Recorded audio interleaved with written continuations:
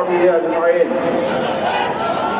11 দল কর্তৃক আয়োজিত আজকের রাজপথের এই বিশাল বিপুল সমাবেশের সংগ্রামী সভাপতি 11 দলের শীর্ষ নেতৃবৃন্দ, জাতীয় নেতৃবৃন্দ, সাংবাদিক বন্ধুগণ, সংগ্রামী দেশবাসী, আসসালামু আলাইকুম ওয়া রাহমাতুল্লাহি ওয়া বারাকাতুহু। সংগ্রামী ভাইরা আমার, আমাদের অনেক সংসদ সদস্য এখানে আছেন। ঢাকা মহানগরের আমি দক্ষিণের নুরুল ইসলাম বুলবুল ভাই এবং অন্যান্য সদস্যগণ এখানে আছেন। আক্তার সাহেব আছেন এনসিপির, 15 রাজপথে সামিল হয়েছেন। সংসদ থেকে রাজপথে কেন জবাব হলো, এদেশে 12 তারিখ একটা নির্বাচন হয়েছে। একই নির্বাচন কমিশন, একই তফসিলের অধীনে একই দিনে 2টি ভোট হয়েছে। জনগণ ভোট দিয়েছে কিসে?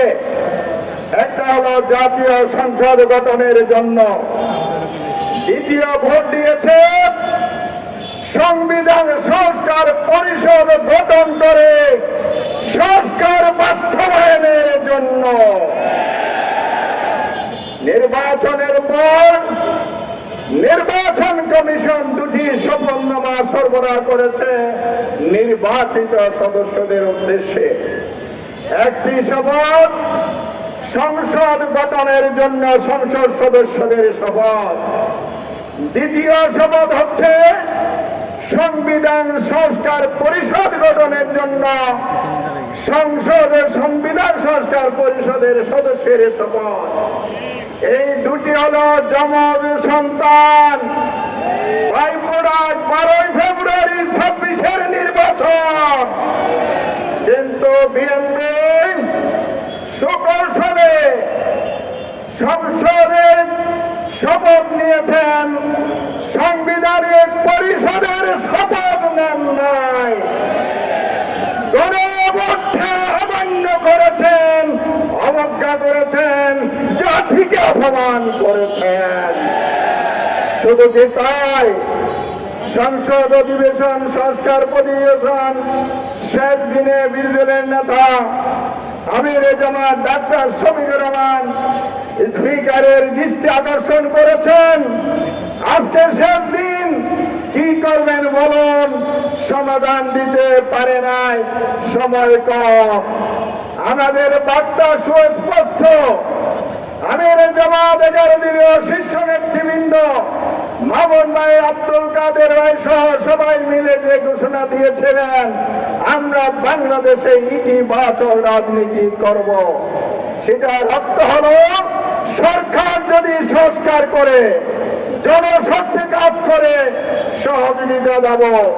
জনস্বার্থের বিরুদ্ধে গেলে রাজপথে প্রতিবাদ, সংসদে প্রতিবাদ হবে। সেই জন্য আমরা এসেছি। আজকে আরেকটা জঘন্য ঘটনা সংসদে ঘটেছে। গতকাল সংসদে যে অধ্যাদেশ উপস্থাপন করেছে, অন্তর্বর্তীকালীন যেই 133টি অধ্যাদেশ অনুমোদন দিয়েছিল, সেখান থেকে 20টি অধ্যাদেশ বাদ দিয়েছে। তার মানে সংসদের গুরুত্বপূর্ণ একটি অংশের খবর রচনা করেছে। এখন তাই তারা করছে সংস্কার না করে সংশোধনী বিল আনা। সংবিধান সংশোধন সংসদের মৌলিক কাজ, রুটিন কাজ। এটার জন্য জুলাই বিপ্লব হয় নাই, এটার জন্য গণভোট হয় নাই। তাই অবিলম্বে সংস্কারকে এড়িয়ে গিয়ে আবার ফ্যাসিবাদ যদি কায়েম করতে চান, ইতিহাস থেকে সমান নেন, সেই পরিণতি আপনাদেরকে ভোগ করতে হবে। আমরা সবাই মিলে রাজপথে থাকবো, যতক্ষণ দাবি আদায় না হবে, সংস্কার সম্পন্ন পরিপূর্ণভাবে না হবে, ততক্ষণ পর্যন্ত আমরা রাজপথ ছাড়বে না। সবাই মিলে এগিয়ে যায়। আল্লাহ হাফেজ। 11 দলীয় ঐক্য জিন্দাবাদ। আসসালামু আলাইকুম।